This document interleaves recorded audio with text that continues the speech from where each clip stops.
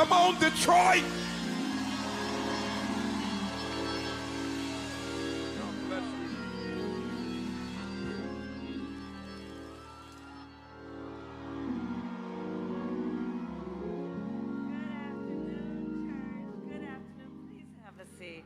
Good afternoon. Oh, it's so good to worship with you all today.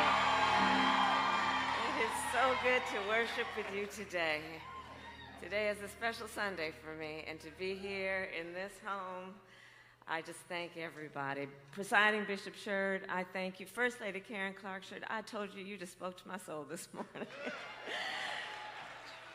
And to the bishops and members of the clergy, to all the elected leaders who are here today, including Senator Stabenow, my dear friend, Senator Butler, Congresswoman Lawrence, and to the entire Greater Emmanuel family. What a blessing to be here in this historic church. I thank you. And under the leadership of the presiding bishop and chief apostle of the Church of God in Christ,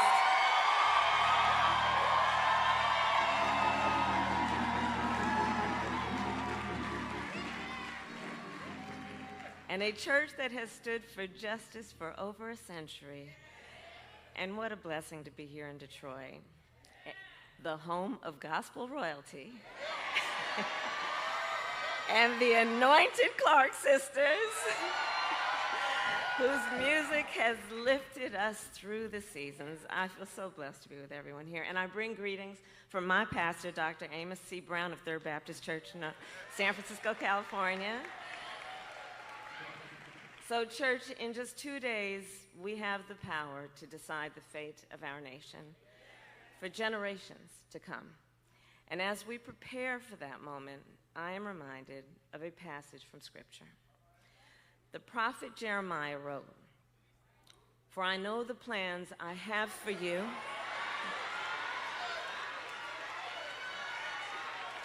they are the plans for good and not for disaster, to give you a future and a hope."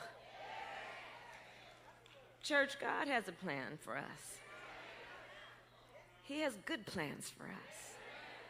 Plans that will heal us and bring us together as one nation. Plans for freedom. Plans for opportunity. Plans for justice. But let us remember, it is not enough to just believe in those plans. We must act.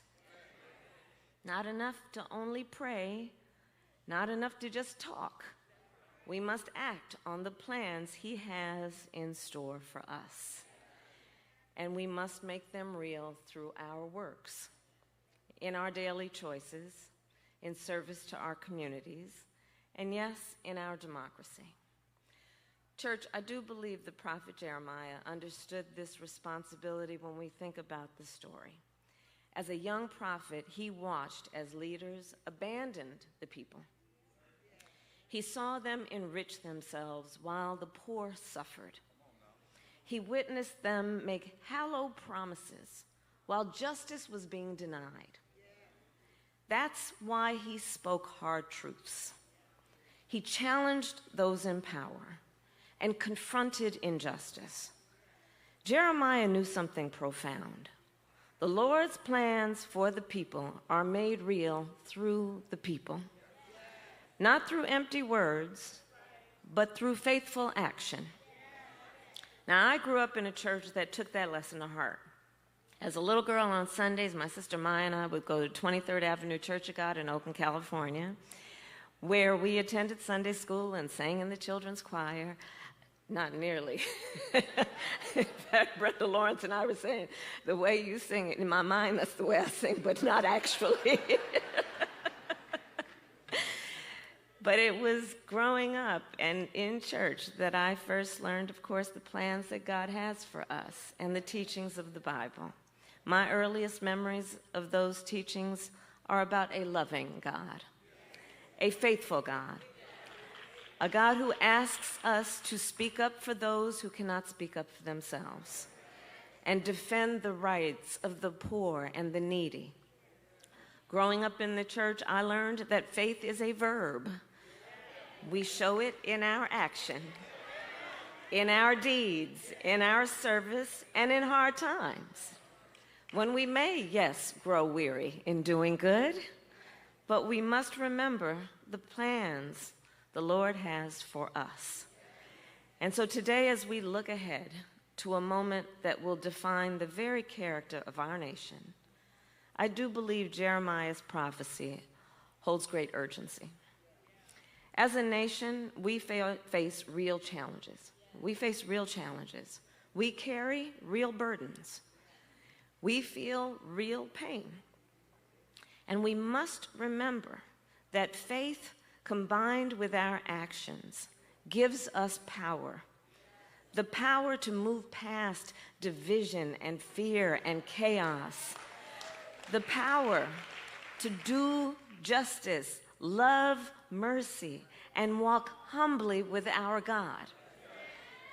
And the power to fulfill the promise of America. The promise of freedom and opportunity, not just for some, but for all. A promise the Black church has understood and pursued for generations. To help America live up to its extraordinary potential. So, church, we have 2 days. 2 days until we decide the fate of our nation.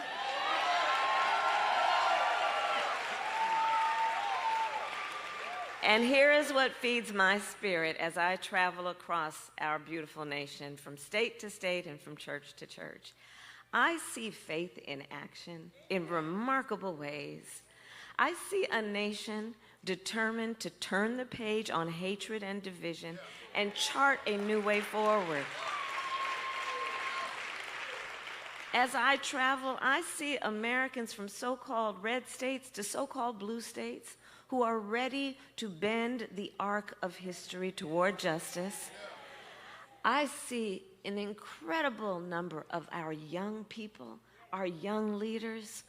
Oh, it would inspire you to see how they are organizing for change. What I love about that generation, Bishop, they are quite impatient in a most wonderful way.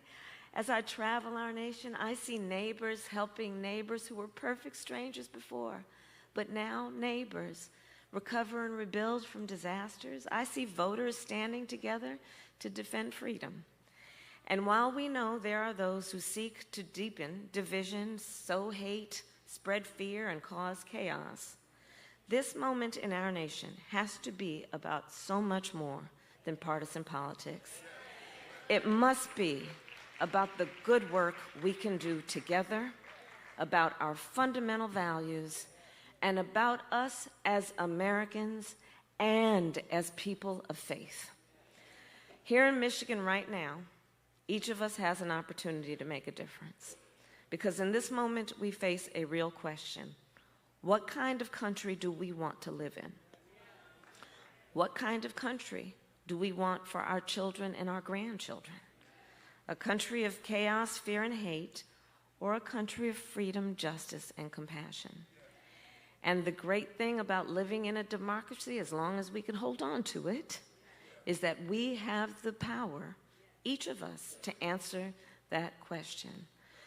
So I'll close by saying, let us answer then, not just with our words, but with our works. Not just with our faith, but with our feet as we walk to the polls.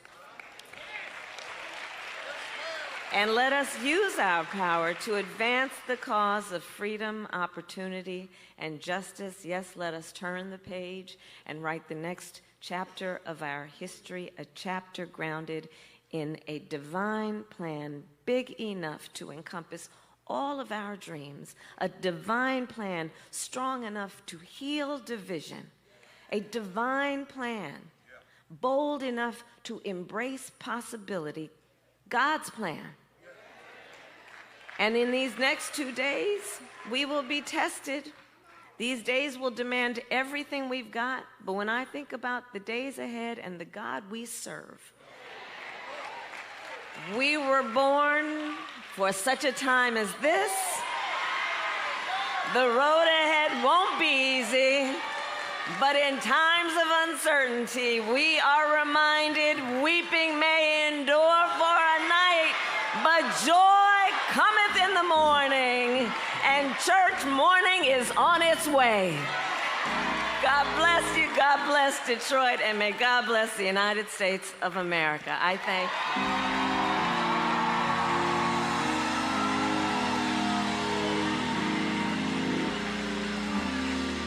I believe we have the victory.